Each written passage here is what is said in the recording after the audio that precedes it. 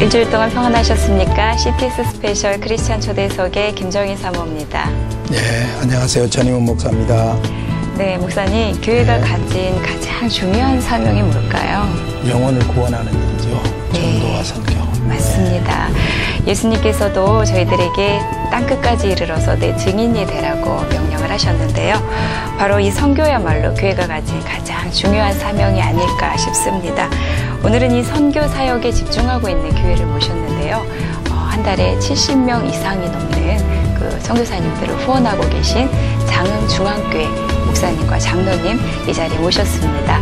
목사님, 장로님 안녕하세요. 네, 안녕하십니까. 반갑습니다. 반갑습니다. 목사님, 장로님 반갑습니다. 물의 고향 장흥이죠. 그 장흥에서 예수 그리스도의 생명수를 전하시는 장흥중앙교회, 이렇게 반갑습니다. 우리 목사님과 장로님들 잘 알지만은 그래도 우리 시청자 여러분에게 자기소개 한번 해주시죠. 저는 장흥중앙교회 김정열 목사입니다. 장흥중앙교회 부임해서 현재 12년째 사역하고 있고요.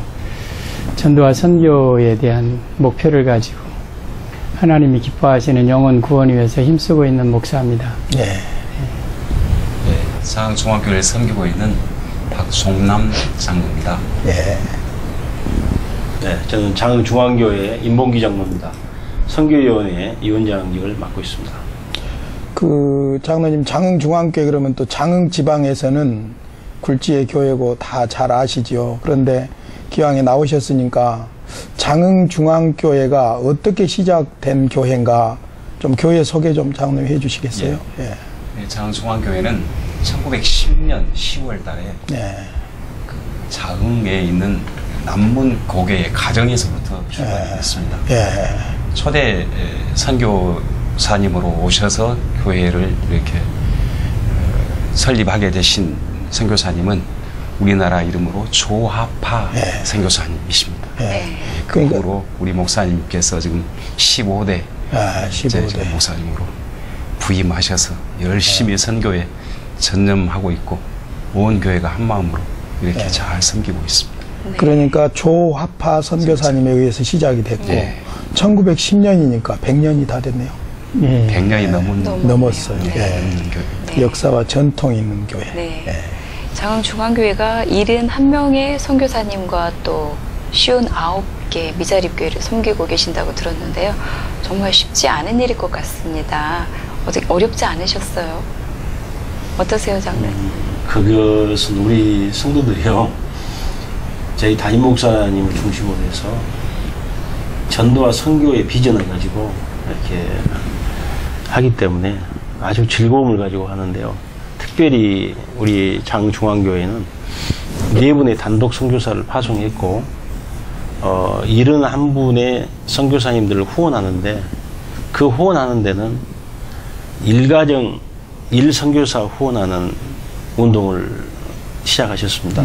그래서 어떤 가정에서는 한 4선교사까지 이렇게 후원하신 가정이 있는가 하면 적게는 한 가정씩 이렇게 맡아서 하고 있고, 교회는 우리 관내에 아니면 또 전남 전국적으로 저희 교회에 도움을 요청하고 있는 교회들 59군데 위자립 교회와 그다음에 선교단체 이렇게 후원하고 있습니다.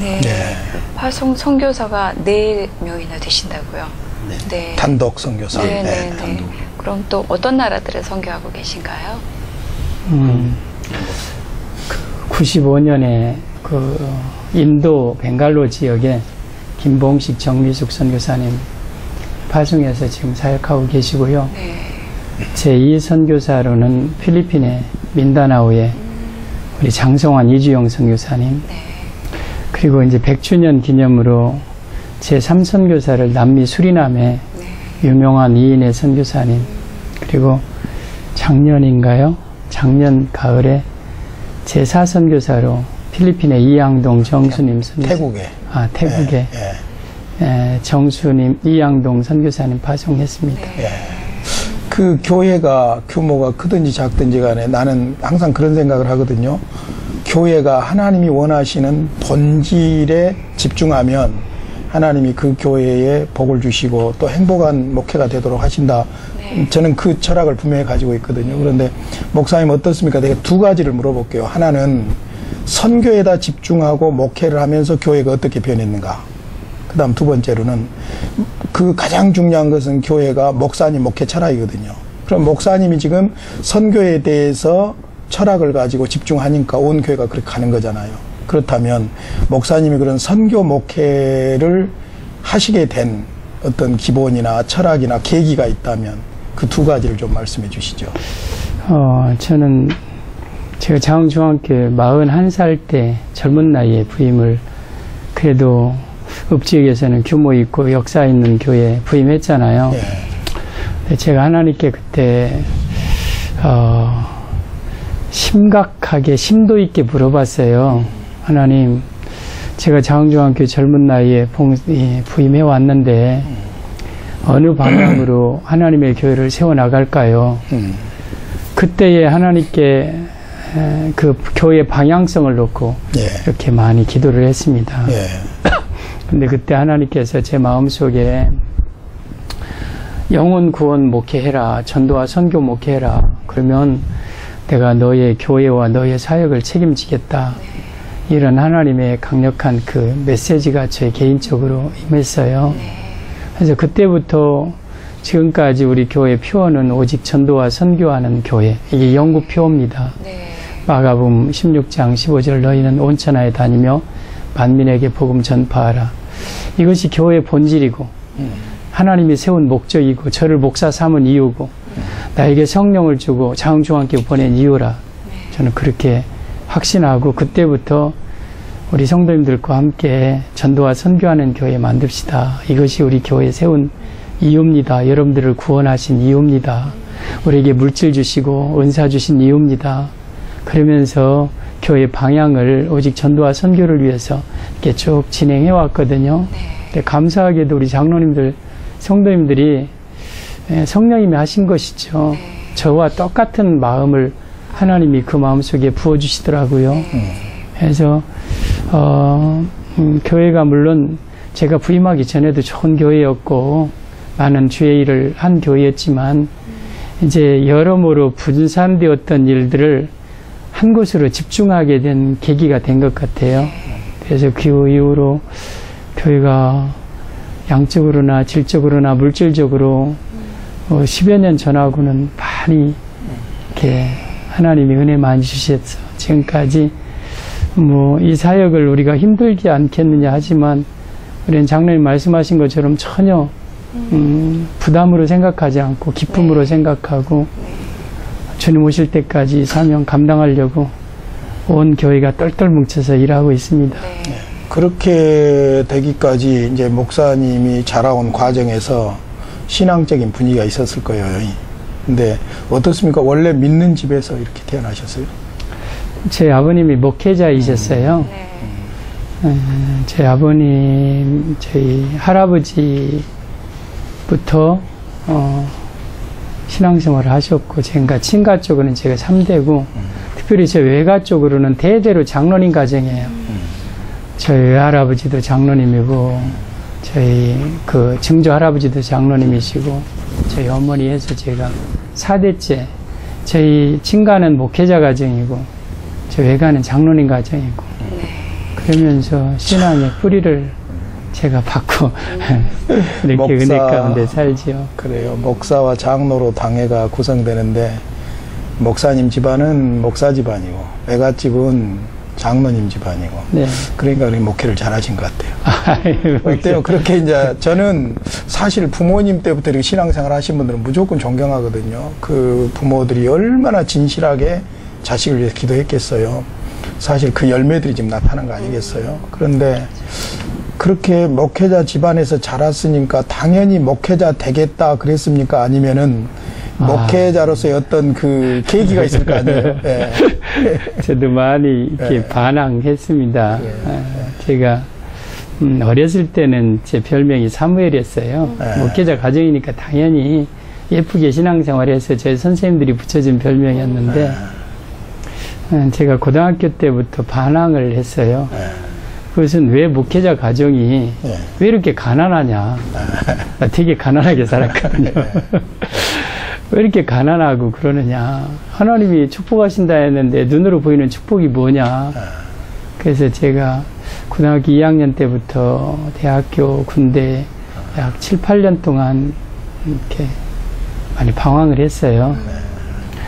의도적으로 하나님에 대해서 거부도 했고, 그러다가 제 군대 제대하고 저희 아버님 목회하시는 교회에 아이들을, 중고등학교 아이들을 데리고 저보고 기도원에 가서 은혜 받고 오라고 그래요.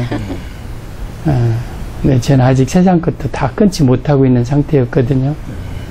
그래서 1986년 7월 달에 전주 부활기도원에 그 당시 최묘순 원장님이셨는데 그 교회 아이들을 데리고 가서 이렇게 같이 집회에 참석하면서 제가 성령을 체험을 했어요. 물론 제 어려서부터 모태신앙이기 때문에 제 안에 성령이 계시지만 다시 한번 하나님이 저를 만나 주셨죠. 그래서 그때 제가 하나님 앞에 서원한 게 있어요. 하나님, 내가 일평생 주를 위해서 살겠습니다.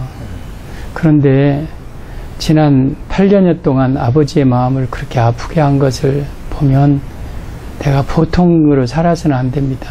가장 어려운 지역에서 주를 위해서 살겠습니다. 그러다 보니까 그게 선교더라고요. 그리고 그 중에서 저는 막연하지만 아프리카 선교가 가장 어려울 거라 생각하면서 그때부터 아프리카 선교를 놓고 계속 기도해 왔어요. 지금은 선교사로 내보면 비록 나가 있지는 못하지만 지금도 항상 그 마음 갖고 있죠. 아마 그 마음, 하나님이 주신 마음을 가지고 지금까지 일하고 있는 것 같아요. 예. 그렇게 방황하시다가 또 목회의 길로 접어드시게 되신 데는 또 계기가 있으셨을 것 같아요. 그때, 그러니까, 대학교 3학년 때였거든요. 그때 우리 주님 만나고 내가 내 소중한 하나밖에 없는 인생을 주님을 위해서 살자. 그러면서 이제 일단 대학은 졸업을 하고 그러면서 신대원 준비를 해서 목회를 이렇게 하게 된 거죠. 네. 그 신학교 다닐 때 또 뭐 특별한 경험도 있다면서요. 좀 정열이라 그런지 열정적이고 뭐 버스 안에서 뭐 장사 만나가지고 좀 깨달은 것도 있고 그러시다면서요. 저는 사실 전도 선교가 중학교 와서만 한 게 아니고요. 신학교 때 그 1학년 신대원 1학년 들어가면서부터 총신 전도단이라는 단체에서 활동을 했어요. 그때 우리 학교가 양지 용인의 양지 캠퍼스였는데 양지 캠퍼스 가기 전에 항상 구로경찰서 유치장에서 3년 동안 항상 전도를 하고 갔어요. 월요일 날마다. 그리고 끝나고 이제 금요일 날 서울에 오면 강남터미널 맞은편에 엠마오 백화점이라는 그 있어요. 거기에 이렇게 앰프 차려놓고 노방 찬양 전도 그렇게 하게 됐고 그러면서 지금까지 꾸준히 전도와 선교에 대해서 일해 왔는데 제가 이제 저는 선포 전도를 이렇게 많이 했던 것 같아요. 신대원 때부터. 그 계기가 이제 우리 그 강원도 철원 쪽으로 제가 버스를 타고 가는데 그 정류장에서 어떤 사람이 이렇게 타가지고 그 시계를 팔더라고요. 시계를 파는데 이렇게 번호표 이렇게 다 하나씩 나눠주고 몇 번 됐습니다. 뭐 그러면서 이렇게 뭐 이것은 세금을 뭐 면제받고 나온 거라 좀 싸고 하면서 그것을 팔고 이제 다음 정류장에서 내리는데 가만히 앉아 있으면서 저 사람은 저 물건 하나를 파는데도 저렇게 뻔뻔하게 부끄러워하지도 않고 좋은 물건도 아닌데 좋은 물건도 아니고 그런데 그렇게 팔면서 이렇게 하더라고요. 근데 제 마음속에 복음이 있고 예수님이 계시잖아요. 근데 너는 뭐 하느냐 그러면서 도저히 앉아 있을 수가 없는 거예요. 그래서 제 옆에 있는 분 같이 간 일행한테 내가 가서 복음을 전하겠다. 그러니까 나를 위해서 기도해 줄라. 그러면서 나가가지고 기사님한테 양해를 구하고 그때 제가 처음으로 이제 선포전도를 했습니다. 그래서 제가 총진 신대원 1학년 김정열 전도사입니다. 여러분에게 잠시 제 마음속에 있는 복음을 이렇게 전하겠습니다.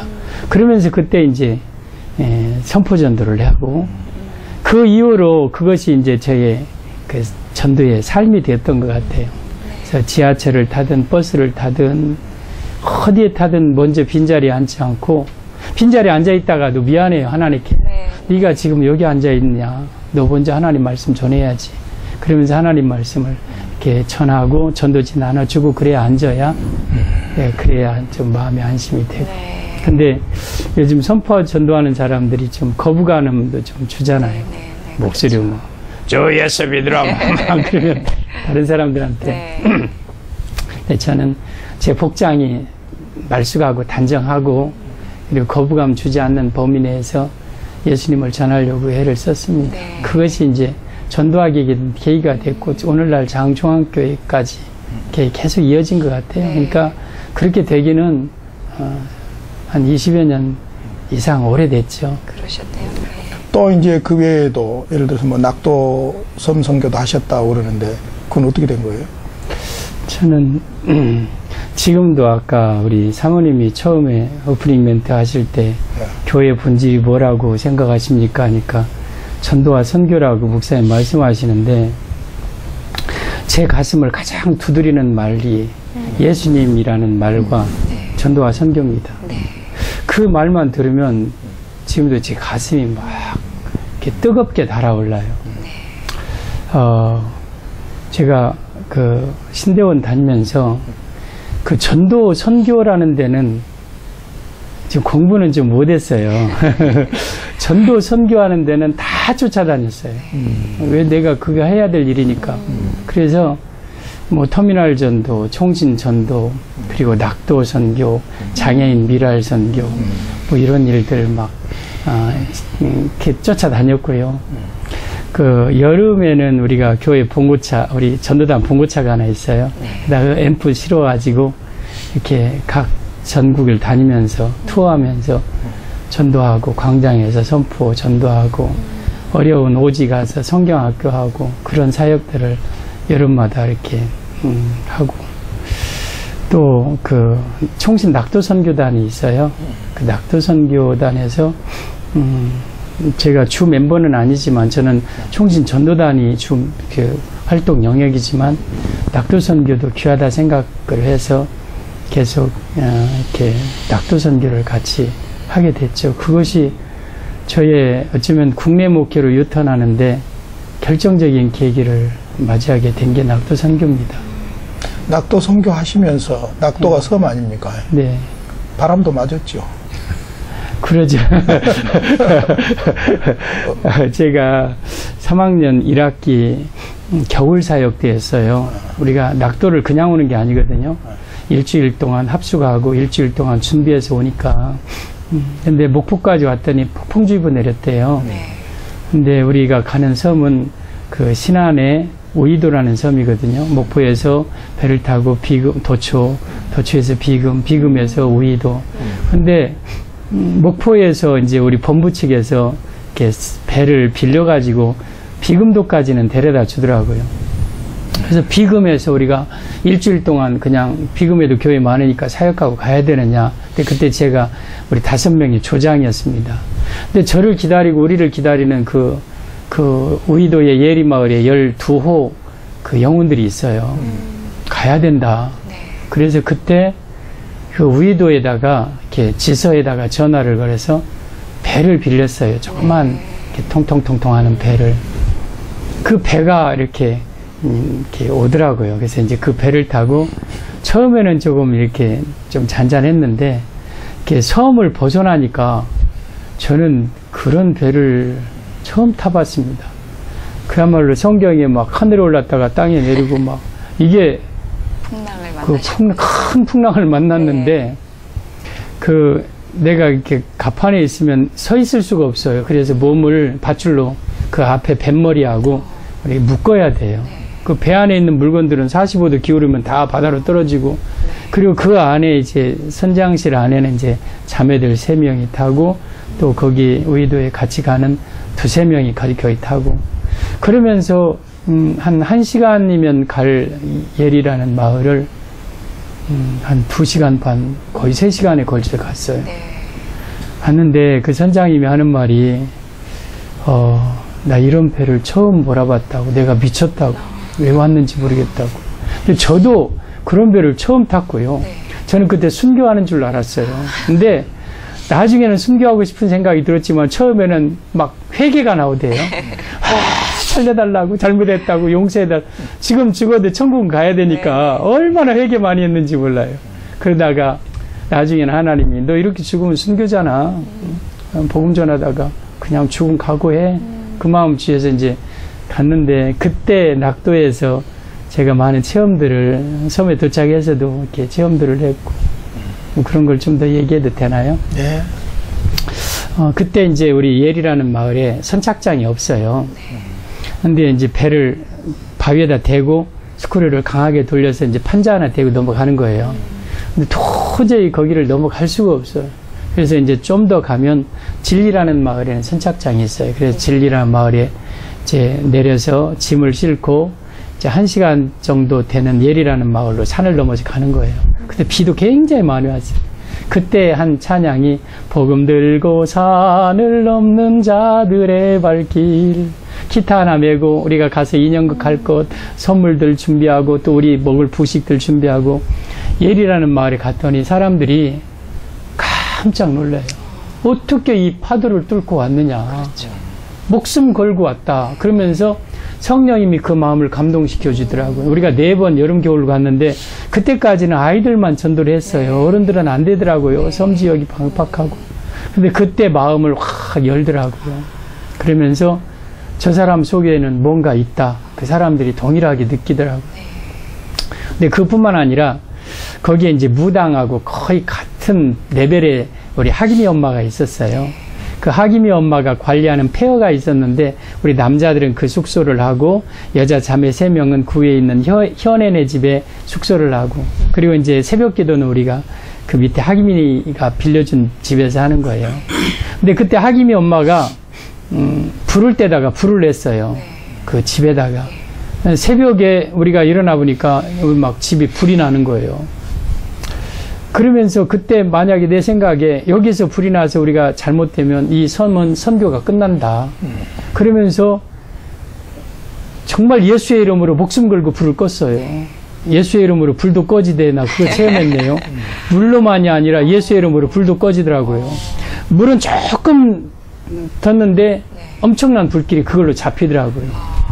그래서 이제 그 불에서 끄고, 그때 풍랑주의보 때문에 금요일 날 이제 우리 본토로 들어오지 못하고 주일날 거기서 지키게 됐는데, 거기 교회가 없으니까 진리까지 그 마을에 있는 사람들을 다 어른들까지 간 거예요. 하기미 엄마 무당도 같이 갔어요 그때. 그래서 그때 이제 그 마을이 거의 전도가 거의 다 됐는데, 그때 나중에 하기미 엄마가 하는 말이 있더라고요. 당신들은 참 특별한 사람이다. 그래서 왜 그러냐 그랬더니, 당신들의 마음속에 뭔가 있다. 하나님 계신다. 자기가 그 집 중에서 우리 거하는 집, 빌려준 집에서 좀 이렇게 사랑채처럼 좀 네모 반듯한 그 방이 있었어요. 우리 거기서 생활하라고 하더라고, 손님이니까. 근데 우리는 굳이 거기가 아니고 그 안방 맞고 귀신 나올 것 같은 빈집이니까 거기서 생활했거든요. 근데 만약에 이쪽 집 그 사랑채 같은 데서 불을 뗐어요. 거기에서 당신들이 잤으면 죽었다. 근데 왜 이 좋은 방을 놓고 그 방을 썼느냐. 그런 얘기, 우리는 그냥 썼는데 이게 하나님이 그렇게 느끼게 하신 것 같아요. 그리고 당신들이 올 때 그날 아침에 내가 환상을 봤다. 하늘에서 이렇게 빛이 쫙 둘러 비추는데 거기에 천사와 같은 5명이 그 선착장으로 내려오는 것을 내가 봤다. 처음에는 얘기 안 하더라고요. 근데 같이 교회 갔다 와서 이렇게 예배 드리고 와서 그 얘기를 하더라고요. 그래서 5번 갔는데 그 마을이 거의 그때 복음화가 됐어요. 그러면서 이제 제 생각에 나는 해외에만 할 일이 많이 있는 줄 알았는데 국내에도 구원받을 영혼들이 많이 있다. 하나님이 원하신다면 국내에 사역하는 것도 마다하지 않겠다. 그러면서 지금까지 왔습니다. 그 낙도 예리 사역이 저한테는 굉장히 터닝 포인트가 됐고 제 방향성을 설정하는데 중요한 사역이 됐던 것 같아요.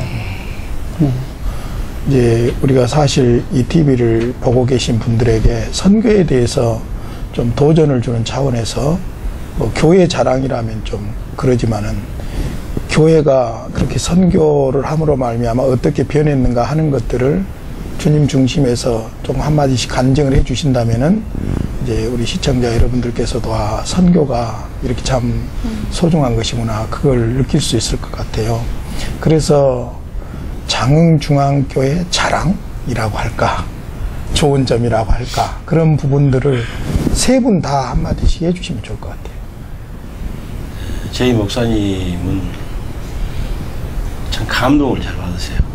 어디 가셔서 목사님의 이 감동과 열정 이런 것들을 우리 성도들이 그대로 받아들여요. 그래서 작년 같은 경우 한번 예를 들어서 얘기하면 일본에서 그 선교하고 계신 송아무개 선교사님 계세요. 한 20년 선교사역 하셨다더만요. 근데 그분이 일본 시모노세키에다가 교회를 개척하고 싶어서 하나님께 기도하다가 시모노세키 엉덕바지 참 좋은데 2층 집이 하나 있어서 그걸 교회로 달라고 기도하면서 계약을 하고 와버렸대요. 계약을 하고 왔는데 우리나라 돈은 한 6천만 원 정도 든다고 말씀이 그래요. 6천만 원 정도 든다고 그러는데 자녀 대학 학자금 대출 받고 뭐 당시 있는 거 전부 하고 해서 한 3천만 원 구했는데 3천만 원이 부족해서 이제 기도하던 중에 국내로 이제 들어오신 거예요. 그러셔서 다른 교회에 한번 선교 보고하기 위해서 가셨다가 저희 교회에 한번 오신 거예요. 오셔서 목사님께 사정 얘기를 하시니까 목사님도 감동받으셔서 그날쯤에 선교 보고를 하도록 주일 밤에 이제 허락을 하셨어요. 그러면서 성도들 앞에 강구하고 이렇게 했는데 그 선교사님이 선교 보고 하신 그 상황이 그대로 성도들이 전달이 됐죠. 일주일 동안 헌금하고 다음 주일날 이거 선교사님께 전달하겠습니다. 이렇게 해서 선교를 헌금을 그때 일주일? 2주였으니까 일주일이었죠. 그래가지고 제가 선교위원장이라 이제 전부 다 취합하고 다 하지 않습니까? 어떤 일본 갔다 온 우리 유학생은 엔화를 수고 남은 엔화를 갖다가 헌금하고 어떤 분은 아마 금목걸이 10돈 정도 된 거 헌금하고 아무튼 헌금하는 그 굉장히 막 열기가 모아져서 했는데요. 그 다음 주일날 와서 그 선교사님이 저 감동을 해버렸어요. 왜 그러냐면 우리는 3천만 원 정도에서 그 얼마나 좀 생각했는가 봐요. 그런데 우리가 전체에 모은 것은 그걸 전부 다 사고 살 정도의 액수가 나왔거든요. 그렇게 해서 일주일간 모아서 이렇게 전달을 그대로 해드렸는데 그 선교사님이 아주 감동을 받고 지금도 이제 자주 선교 편지도 교회 앞으로 보내오고 합니다만 성도들이 선교하는 데 있어서는 정말 앞다투어서 서로 이렇게 하는 모습으로 체질이 변화가 되어버렸습니다. 우리 박 장로님도 하실 말씀 있으실 것 같아요. 우리 임 장로님 선교위원장으로 수고를 많이 하시고 목사님 뜻을 맞춰서 잘 이렇게 해주시는데 제가 덧붙여서 감동받고 부끄러웠던 이야기를 하면 좋겠다 싶습니다. 왜냐하면 방금 말씀했던 일본 선교지를 돕기 위해서 일주일 헌금을 해서 수합을 했습니다. 그런데 그때 어떻게든 저는 자세히는 모르는데 못한 분이 한 분이 나중에 또 다른 고액의 헌금을 또 해주셨어요. 500만 원 정도 제가 하고 있는데. 근데 그때 우리 당시의 상황이 필리핀에 지금 교회를 짓고 다목적으로 사용할 수 있도록 짓고 있는데 2억 예산을 주어서 교회를 지으라고 그랬는데 들려오는 소식이 부족합니다. 5천만 원 더 있어야 되겠습니다. 네. 수리남에 선교센터 짓는데 처음에는 7천 든다고 하더니 1억이 되겠습니다. 네. 그래요. 그래서 제가 얄팍한 생각으로 계산을 했어요. 일본 선교사님이 3천만 원이라고 했는데 더 훨씬 많이 이렇게 드렸으니까 나중에 이것은 우리 선교님하고 우리 목사님 찾아가서 우리 필리핀 선교지 부족한 거 채웁시다 하고 목사님께 말씀을 드렸더니 목사님께서 하시는 말씀에 제가 좀 부끄러웠습니다. 둘이 코싸미고 나왔어요. 하나님께서 귀한 선교사님을 사랑하시고 그것이 선교하시도록 하기 위해서 성도를 감동하셔서 주신 거니까 100% 다 그리 드려야 한다. 아마 저는 그런 생각했어요. 이것은 보통 그냥 할 수 있는 일 아니다. 우리 모든 여건으로 봤을 때 그런데 목사님께서는 하나님의 뜻을 먼저 물으시는 우리 목사님이세요. 그래서 그 100%다 그리 이렇게 전달을 했습니다. 그 외에도 저 교회 자랑이 하나님께 영광을 돌려야 되는데 다 자랑하려면 끝이 없고. 근데 대개의 경우 장흥 중앙교회 같은 마인드가 아니라 선교 그러면은 거의 물질하고 연관을 시켜서 생각을 하거든요. 그런데 이미 하나님께서는 목사님을 통해서 그리고 장흥 중앙교회를 통해서 많은 것들이 이렇게 흘러가게 하고 있지 않습니까? 그런 측면에서 지금 TV를 보시는 우리 시청자 여러분들에게 하나님께서 물질적으로 목사님에게 이렇게 하나님의 뜻 순종했더니 주셨던 복을 좀 간증해 주시면 좋을 것 같아요. 저는 목회자의 자녀 예전에는 다 어려웠죠. 제가 그래서 사실 물질적인 연단을 저 어렸을 때 많이 받았습니다. 네. 중학교 때까지 도시락을 싸본 적이 없어요. 저녁 때는 항상 수제비였고 낮에 아침에는 끓인 밥이었고, 그러니까 예전엔 변또였나요. 거기다가 이렇게 꽁보리밥이라도 싸먹는 게 저희 하나의 꿈이었고 소원이었는데, 그때 철저하게 물질적인 훈련을 시키시더니 나중에 목회하고는 저 물질적으로 어려움이 없었어요. 근데 제가 잘해서가 아니라 하나님이 기뻐하시는 그 일을 하니까 하나님이 물질 채워주시더라고요. 광주 은진교회에서나 장중앙교회에서 똑같은 것 같아요. 제 개척하고도 8개 교회 선교사님을 후원했어요. 처음부터 아무것도 없는데 이거 해야 될 일이니까. 근데 그때 첫 해부터 아무튼 물질적으로 풍족하게 채워주셨고요. 장흥중앙교회 와서도 마찬가지예요. 교회가 요즘 농어촌 교회고 우리 교회 되게 작아요. 열악한 교회고. 그런데도 하나님이 기뻐하시는 일을 하니까 하나님이 첫째 사람 붙여주시대요. 많은 성도들을 보내주시더라고요. 두 번째는 물질 붙여주시고.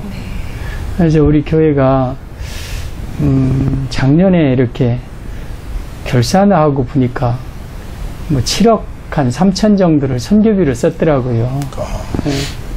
저는 그냥 지났는데 우리 모 장로님께서 우리 교회 예산의 반가량을 이렇게 선교비로 썼네요. 그래서 감사하네요.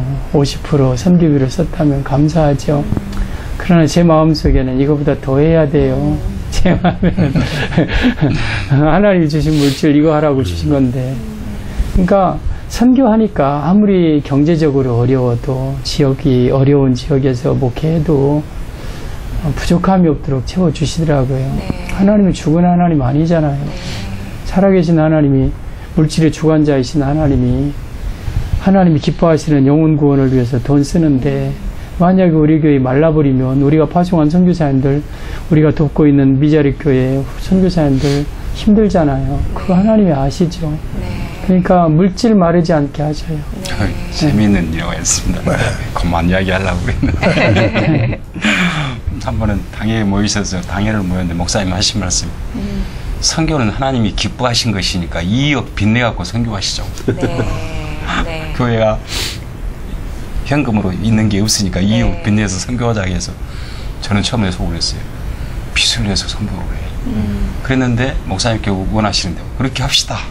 그래서 그렇게 해서 집행을 다 하게 되었습니다. 이렇게까지. 마인드가. 그런데 그게 빚을 내서 선교하자고 해가지고 뭐 빚내서 했지만 그게 빚으로 남아있지는 않습니다. 네. 하나님의 역사는 대단하신 것을 봅니다. 눈으로 체험하고. 그러니까 개인 가정이든 교회든 마찬가지인 것 같아요. 교회만 선교하는 게 아니라 우리 교회가 처음에는 미자립 교회든 선교사님이든 교회에서 했어요. 교회에서 하다가 제 마음속에 이 선교만큼은 미자립 교회는 교회에서 해도 선교만큼은 성도님들이 개인적으로 할 수 있도록 축복의 통로를 열어주자. 그래서 연말 되면 2주 동안만 딱 강구합니다. 한 가정 한 선교사님 후원할 가정 신청해 주세요. 그러면 뭐 그렇지 않아도 선교하고 싶은데 방법을 모르는 분들이 있잖아요. 그런 분들이 이렇게 막 자원해서 신청을 해요. 그러면 이제 해외에 있는 선교사님들을 이렇게 사역 신실하게 하는 분들을 이렇게 자매 결연을 시켜줘요. 물론 헌금은 교회에 하고 해외 선교부를 통해서 송금하지만 우리 후원 선교사님이지만 실제적으로 돕는 건 한 가정이에요. 그러면서 그 가정을 사니까 뭐 연말 되면 우리 교회 선교사님들 10몇 분, 미자립 교회 10군데 이상씩 계속 늘려가요. 앞으로도 그렇게 할 거예요. 그렇게 하고 우리 성도님들이 자기 자녀한테도 유언으로 남겨준대요. 이 선교사님 우리 가정에서 맡았다. 니네가 해라. 잘못하면. 근데 그런 가정들에게 하나님이 물질적인 축복을 많이 주시더라고요. 그러시죠. 그게 궁금하더라고요. 저의 그래서 주변에도 선교회에 참 헌신 많이 하시는 분들이 계시는데요. 하나님께서 물질의 축복을 많이 주시는 걸 참 봐요. 그래서 목사님 교회도 그런 분들이 분명히 계실 것 같아서 그것도 좀 궁금했어요. 안 그래요? 제 목표는 그래요. 우리 그 재직들이 한 가정씩은 다 맡았으면 좋겠다. 그만 400, 500 선교사님은 되거든요. 그러면 전 세계의 168개국에 우리 후원 선교사님 다 두는 게 제 꿈이고 전국의 248개처 시군구에다가 우리 교회에서 미자립 교회 농어촌 교회 돕는 게 제 꿈인데 이게 가능할 것 같더라고요. 그래서 단기적인 목표는 5선교사 뭐 70이지만 해마다 이제 수정이 늘 되면서 선교와 전도를 위해서 주님 오실 때까지 해야 되겠다. 그리고 어떤 사람들은 그래요. 선교 언제까지 할 겁니까? 이 미자립 교회는 언제까지 도울 겁니까? 그럼 저는 항상 말하기를 선교사는 자립 없다. 주어도 선교는 계속해서 사역해야 될 사역비가 필요하니까 선교사님들 후원은 우리 그 선교사님 본국으로 귀환하실 때까지 한다. 그분이 나를 알든 모르든 상관없는 거예요. 그리고 미자립 교회나 농어촌 교회는 그 교회에서 우리 자립했습니다. 그렇게 말할 때까지는 계속한다. 그게 저의 방침이에요. 지금까지 그래서 제 임으로 한 선교사님이나 한 교회도 임으로 이렇게 정리하고 그런 것은 없었죠. 물론 그분들 중에 많은 분들이 저는 모르는 분들이에요. 그렇지만 우리는 일단 보내는 것은 우리 책임이고 물질을 사용하고 하는 분들은 그분 책임이기 때문에 우리는 그것 가지고는 말할 수 없다. 다만 보낼 뿐이다. 이게 우리 교회의 사명이고 우리가 해야 될 일은 여기까지다. 그렇게 생각을 하고 있죠. 그래요. 오늘 저는 그 장흥중앙교회 김정열 목사님 그리고 두 분 장로님 모시고 이야기하면서 참 행복했습니다. 왜냐하면 그 건강한 교회가 이런 교회다. 그 샘플을 볼 수 있었기 때문입니다. 건강한 교회는 예수님이 중심이 된 교회지요. 그리고 그 예수님을 증거하고 전하는 교회가 건강한 교회입니다. 정말로 오늘 건강한 한 교회를 만나게 돼서 너무나도 행복합니다. 오늘 아침에 어떤 책을 읽다가 우연히 이런 내용을 보았어요. 서울에 있는 어떤 교회가 그 꽤 큰 교회인데 어떤 목사님이 예배당을 짓고 빚에 쪼들려서 너무너무 힘들어가지고 그 교회 목사님을 찾아왔대요. 그래서 제가 빚 때문에 더 이상 목회를 할 수 없습니다. 우리 교회를 좀 인수해 주십시오. 그랬다는 거예요. 그래도 답을 하지 않았답니다. 그런데 한 달 반 좀 지났는데 그 목사님이 또 찾아온 거예요. 이제는 제가 영적으로 스스로 일어설 힘도 없습니다. 도와주십시오. 그랬다는 거예요. 그랬더니 그 교회 목사님께서 당회하고 의논을 해가지고 그 교회를 이렇게 인수를 하는데 그 탈진한 목사님을 미국으로 6년 계약으로 해가지고 장학금을 줘서 유학을 보냈대요. 유학을 보내고 나서 그 교회 빚 30억을 그 교회가 책임을 지고 다 정리하고 교회 리모델링하고 마무리했다는 겁니다. 그리고 나서는 온 교회가 그 교회를 집중해서 도왔는데 20명 모이던 교회가 2,000명 모이는 교회로 바뀐 거예요. 근데 그 교회가 예배당을 마무리하는데 사실 30억이 들었지 성장시키는 그 프로그램에 약 40억이 들었다는 거예요. 그래서 완전히 2,000명 이상 모이는 건강한 교회로 만들어 가지고 미국에서 목회하고 있는 목사님에게 연락을 보낸 거예요. 당신 교회가 건강한 교회로 이제 목회할 수 있게 됐으니 돌아와라. 그래가지고 그 목사님에게 그 교회를 맡겼다는 겁니다. 그러고 나서 더 기가 막힌 것은 그 A교회라는 큰 교회가 이분하고 같은 교단에 있어서 혹시라도 그동안에 주님의 이름으로 베풀었던 그게 인간적으로 변질될까 봐서 교단을 탈퇴했다는 거예요. 그래서 이거는 우리가 한 것이 아니고 주님이 하신 것이다. 그러니까 우리 의식할 필요가 없다. 그렇게 했다는 거예요. 그래서 내가 아침에 그 내용을 읽으면서 목사로서 가슴이 미어졌어요. 사실은 나는 무엇인가 그 생각을 했는데 오늘 우리 가까운 곳에 그와 같은 건강한 교회가 있구나. 장흥중앙교 이야기를 들으면서 또 감동을 받았습니다. 그렇습니다. 우리가 예수님 생명을 모셨다면 그 예수 그리스도의 생명이 개인적으로 가정적으로 흘러가야 될 것입니다. 그리고 그것이 확대된 공동체가 바로 교회 공동체라고 볼 수 있죠. 그런 측면에서 교회가 우리 교회 다른 교회 할 것 없이 교회는 하나님의 영광이 나타나야 되고 그 일을 위해서 교회가 또 교회를 돕는 일이라든지 선교사를 돕는 일은 남의 일이 아니고 결국에는 하나님의 일이고 우리 일이라는 측면에서 우리가 교회론이 좀 정립되고 오늘 우리 김정렬 목사님처럼 그렇게 목회 마인드를 가지고 또 철학을 가지고 실천해 나가면은 이단이 이렇게 득세하지도 않을 것이고 또 세상에 이렇게 지탄의 대상이 되지도 않을 것이고 오히려 교회가 세상을 확실하게 변화시켜 나가는 그런 건강한 교회가 될 줄로 믿습니다. 아멘. 오늘 이 장흥중앙교회 이야기가 세세한 이야기까지 깊이 되지는 못했지만은 성령께서 역사하셔서 이 이야기를 계기로 해서 듣는 모든 분들에게 선교의 마인드와 함께 건강한 교회로서 교인으로서 세상에 선한 영향력을 끼치는 그런 계기가 될 수 있기를 바랍니다. 아멘. 오늘 참 행복했습니다. 네. 목사님, 장로님 감사합니다. 감사합니다. 네, 고맙습니다. 네. 네, 본 프로그램은 앱과 인터넷을 통해서 스마트폰과 홈페이지에서 다시 보실 수 있습니다. CTS 목포 방송을 검색해 주시기 바랍니다.